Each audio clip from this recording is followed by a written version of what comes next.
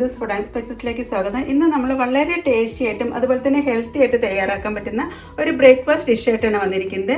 ഇതാണ് റൈസ് തോക്ല.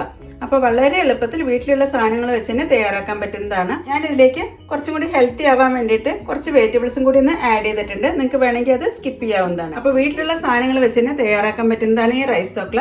ഇത് നിങ്ങൾക്ക് ബ്രേക്ക്ഫാസ്റ്റ് ആയിട്ടോ ഡിന്നർ ആയിട്ടോ അതല്ലെങ്കിൽ സ്കൂൾ വിട്ട് വരുന്ന സമയത്ത് സ്നാക്ക് ആയിട്ടോ ഒക്കെ കഴിക്കാൻ പറ്റുന്നതാണ്. ഞാനിപ്പോൾ ഇതിൻ്റെ കൂടെ ഒരു ചട്നിയും കൂടി തയ്യാറാക്കിയിട്ടുണ്ട്. പീനട്ട് ചട്നിയാണ് തയ്യാറാക്കിയിരിക്കുന്നത്. അപ്പോൾ പീനട്ട് ചട്നിയും അതുപോലെ തന്നെ ദോക്ലയും നല്ലൊരു കോമ്പിനേഷനാണ്. ഇത് സ്നാക്കായിട്ട് കഴിക്കുകയാണെങ്കിൽ നമുക്ക് പിന്നെ ചട്നിയുടെ ആവശ്യമൊന്നുമില്ല. അപ്പോൾ നിങ്ങൾ ഇതുവരെ ഈ ഒരു രീതിയിൽ ട്രൈ ചെയ്തിട്ടില്ലെങ്കിൽ ഇതൊന്ന് ട്രൈ ചെയ്ത ശേഷം ഫീഡ്ബാക്ക് തരാൻ മറക്കരുത്. കൂടാതെ നിങ്ങൾ എൻ്റെ ചാനൽ ഇതുവരെ സബ്സ്ക്രൈബ് ചെയ്യാതെയാണ് കാണുന്നതെങ്കിൽ സബ്സ്ക്രൈബ് ചെയ്യാനും ഈ വീഡിയോ ഇഷ്ടപ്പെടുകയാണെങ്കിൽ ലൈക്ക് ചെയ്യാനും കമൻറ്റ് ചെയ്യാനും അതുപോലെ ഫാമിലിക്കും ഫ്രണ്ട്സിനും ഒന്ന് ഷെയർ ചെയ്യാനും മറക്കരുത്. Thank you. അപ്പോൾ റൈസ് തോക്ല തയ്യാറാക്കാൻ വേണ്ടിയിട്ട് ഞാനിവിടെ ഇപ്പോൾ 1 കപ്പ് പച്ചരിയാണ് എടുത്തിരിക്കുന്നത്. ഇത് നമുക്കൊരു ബൗളിലേക്ക് ചേർക്കാം. അതിനുശേഷം പച്ചരി 2-3 പ്രാവശ്യം ഒന്ന് കഴുകിയെടുക്കണം. നന്നായി കൈവച്ച് തിരുമ്മി തന്നെയാണ് കഴുകിയെടുക്കേണ്ടത്.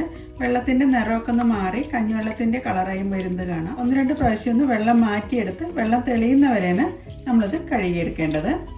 അതിനത് 1-2 പ്രാവശ്യം കഴുകിയെടുത്തിട്ടുള്ള പച്ചരിയാണ് നമ്മൾ ബൗളിലേക്ക് ചേർക്കുന്നത്. ഇനി നമുക്കിത് സോക്ക് ചെയ്യാൻ വേണ്ടി വെക്കാം. സ്ട്രെയിൻ ചെയ്ത് വെച്ചിട്ടുള്ള പച്ചരിയിലേക്ക് നമുക്ക് സോക്ക് ചെയ്യാൻ വേണ്ടിയിട്ട് വെള്ളം ചേർക്കാം. അരിയുടെ മുകളിൽ വെള്ളം നിൽക്കുന്ന രീതിയിലാണ് നമ്മൾ വെള്ളം ചേർത്തിരിക്കുന്നത്.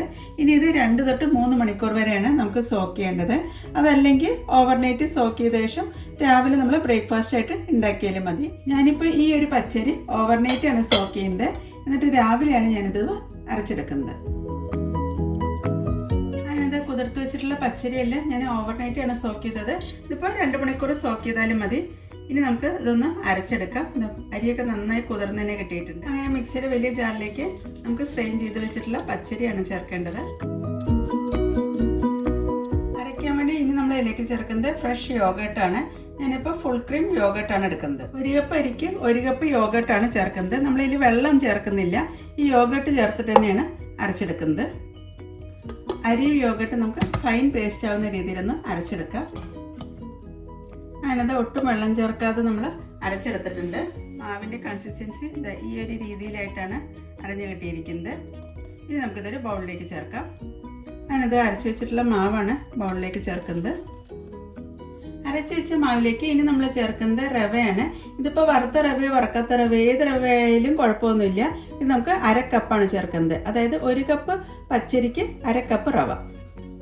ഇനി നമ്മൾ ഇതിലേക്ക് ചേർക്കുന്നത് ഉപ്പാണ്. ഞാനിവിടെ ഇപ്പോൾ ഒരു 1/2 ടീസ്പൂൺ ഉപ്പ് ചേർത്തിട്ടുണ്ട്. ഇനി നമുക്ക് റവയും അതുപോലെ തന്നെ ഉപ്പുമൊക്കെ നന്നായി മിക്സായി വരണം. അപ്പോൾ അതിനുവേണ്ടി ഞാനൊരു വിസ്ക് വെച്ചിട്ടാണ് കലക്കിയെടുക്കുന്നത്. അങ്ങനെ ഉപ്പും റവയായിട്ട് നന്നായി ഒന്ന് മിക്സ് ചെയ്തെടുത്തിട്ടുണ്ട്. ഇപ്പോൾ നമ്മുടെ മാവ് നല്ല തിക്കായിട്ടാണ് വന്നിരിക്കുന്നത്. കാരണം റവ ചേർത്തുകൊണ്ട് തന്നെ റവ ഒന്ന് കുതിർന്ന് കിട്ടുമ്പോഴേക്കും കുറച്ചും കൂടി ഒന്ന് തിക്കായി വരുന്നതാണ്. നമുക്ക് ഇതിലേക്ക് ഒരു 1/4 കപ്പിൽ താഴെയായിട്ട് വെള്ളം ഒന്ന് ചേർക്കാം. ഞാനിപ്പോൾ ഇതിലേക്ക് ഒരല്പം വെള്ളം കൂടി ചേർക്കുന്നുണ്ട്. മിക്സി കഴുകിയ വെള്ളമാണ് ചേർക്കുന്നത്. അങ്ങനെ വെള്ളം ചേർത്ത ശേഷം നന്നായി ഒന്നും കൂടി ഒന്ന് ഇളക്കി യോജിപ്പിക്കാം. ഇനി നമുക്ക് ഈ റവ ഒന്ന് കുതിർന്ന് കിട്ടുന്നതിന് വേണ്ടിയിട്ട് 15 തൊട്ടിട്ട് ഒരു 20 മിനിറ്റ് വരെയാണ് നമുക്കൊന്ന് റെസ്റ്റ് ചെയ്യാൻ വേണ്ടി വെക്കേണ്ടത്. അതിനുശേഷം വെള്ളം വേണോ നോക്കിയിട്ട് ചേർക്കാവുന്നതാണ്.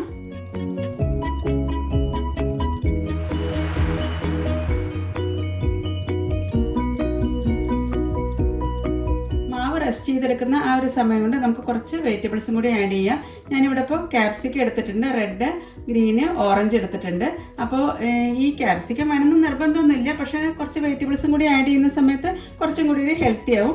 പിന്നെ ഒരു പച്ചമുളക് എടുത്തിട്ടുണ്ട്. അതുപോലെ ചെറിയൊരു പീസ് ഇഞ്ചിയാണ് എടുത്തിരിക്കുന്നത്. അപ്പോൾ നിങ്ങളുടെ ക്യാപ്സിക്കം ഉണ്ടെങ്കിൽ ചേർക്കാം. അതല്ലെങ്കിൽ നമുക്ക് പ്ലെയിൻ ആയിട്ടുള്ള തോക്ല നമുക്ക് തയ്യാറാക്കാവുന്നതാണ്. അങ്ങനെ നമ്മൾ വെജിറ്റബിൾസ് ഒക്കെ ചോപ്പ് ചെയ്ത് വെച്ചിട്ടുണ്ട്. 3 കളർ ക്യാപ്സിക്കം ചെറുതായിട്ട് ചോപ്പ് ചെയ്തിട്ടുണ്ട്. ഇഞ്ചിയും അതുപോലെ തന്നെ പച്ചമുളകുമാണ് ചതച്ചെടുത്തിരിക്കുന്നത്. ഇനി നമുക്കിത് മാവിലേക്ക് ചേർക്കാം.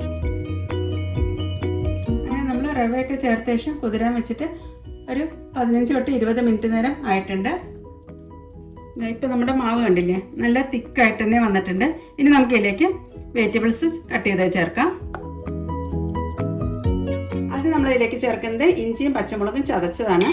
പിന്നെ ചേർക്കുന്നത് capsicum, red colour, green colour, orange colour. അങ്ങനെ വെജിറ്റബിൾസും ചേർത്ത ശേഷം മാവ് നന്നായി ഒന്നും കൂടി ഒന്ന് മിക്സ് ചെയ്തെടുക്കാം. നല്ല കളർഫുള്ളായിട്ടുള്ള ഒരു ദോക്ലയാണ് നമ്മൾ തയ്യാറാക്കുന്നത്.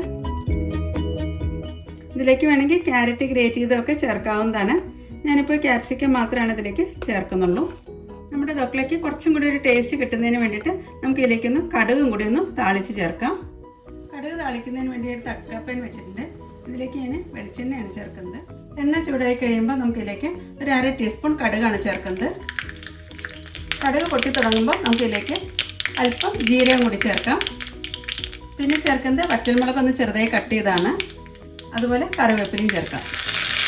ഫ്ലെയിം ഓഫ് ചെയ്ത ശേഷം പിന്നെ നമ്മൾ ഇതിലേക്ക് ചേർക്കുന്നത് കായപ്പൊടിയാണ്. ഒരു നുള്ളു കായപ്പൊടിയാണ് ഇതിലേക്ക് ചേർക്കേണ്ടത്.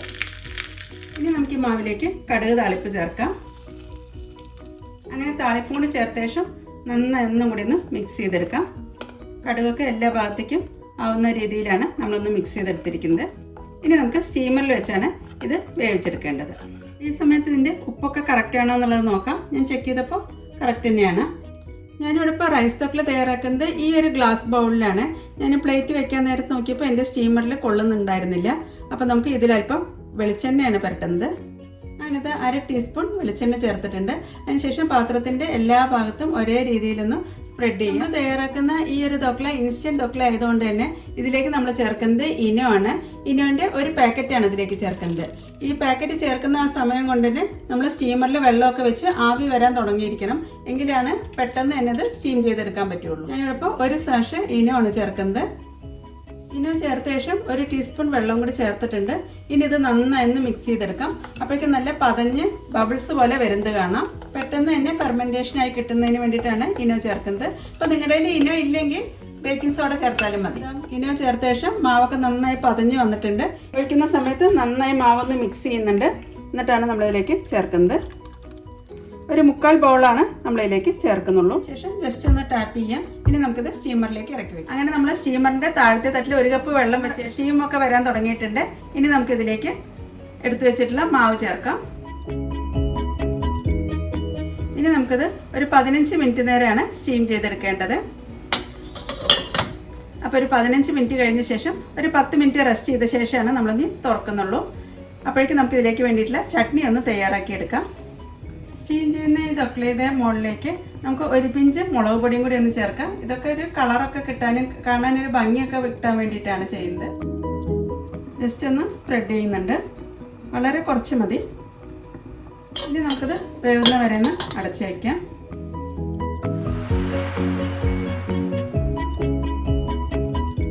ദോക്ല വേവുമ്പോഴേക്കും നമുക്ക് ഇതിലേക്ക് വേണ്ടിയിട്ടുള്ള ചട്നി തയ്യാറാക്കാം. അപ്പോൾ അതിനുവേണ്ടി ഞാൻ 2 ടേബിൾ സ്പൂൺ പീനട്ടാണ് എടുത്തിരിക്കുന്നത്.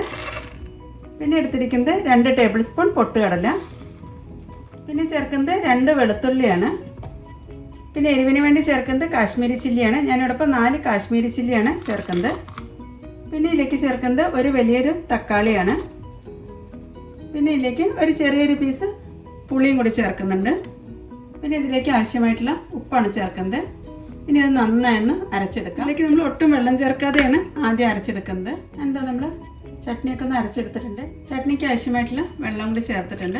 ഇനി ഒന്നും കൂടി ഒന്ന് അരച്ചെടുക്കാം. അങ്ങനത്തെ ചട്നിയൊക്കെ നന്നായി അരച്ചെടുത്തിട്ടുണ്ട്. ഇത് നമുക്കൊരു ബൗളിലേക്ക് ചേർക്കാം. ഇതിലേക്ക് ഞാൻ മിക്സി കഴുകിയ വെള്ളം കൂടി ചേർക്കുന്നുണ്ട്. അതിനുശേഷം നന്നായി മിക്സ് ചെയ്തെടുക്കാം. ഇനി നമുക്കിതിലേക്ക് കടുക് താളിച്ചതും കൂടി ചേർക്കാം. അപ്പോൾ ഹൈ പ്രോട്ടീൻ അടങ്ങിയിട്ടുള്ള ഒരു ചട്നിയാണ് നമ്മളിന്ന് തയ്യാറാക്കിയിരിക്കുന്നത്. കടുക് താളിക്കുന്നതിന് വേണ്ടിയിട്ട് ഒരു പാൻ വെച്ചിട്ടുണ്ട്. ഇതിലേക്ക് നമുക്ക് വെളിച്ചെണ്ണ ചേർക്കാം. എണ്ണ ചൂടായി കഴിയുമ്പോൾ നമുക്കിതിലേക്ക് 1/2 ടീസ്പൂൺ കടുക് ചേർക്കാം. പിന്നെ ഇതിലേക്ക് വറ്റൽമുളകാണ് ചേർക്കുന്നത്. അതിനുശേഷം കറിവേപ്പില ചേർക്കാം. കടുക് താളിച്ച് നമുക്ക് ചട്നിയിലേക്ക് ചേർക്കാം. അതിനുശേഷം ചട്നി ഒന്ന് മിക്സ് ചെയ്തെടുക്കാം. ഞാനിത് വളരെ ടേസ്റ്റി ആയിട്ടുള്ള പീനട്ട് ചട്നിയാണ് തയ്യാറാക്കിയിരിക്കുന്നത്. അപ്പോഴേക്കും നമ്മൾ സ്റ്റീമറിൽ വെച്ച ശേഷം ഒരു 15 മിനിറ്റ് കഴിഞ്ഞിട്ടുണ്ട്. നമുക്കൊന്ന് തുറന്ന് നോക്കാം വെന്ത് കിട്ടിയോ എന്നുള്ളത് നോക്കാം. ഒരു ടൂത്ത് പിക്കോ നൈഫോ വെച്ച് നമുക്കൊന്ന് കുത്തി നോക്കാം.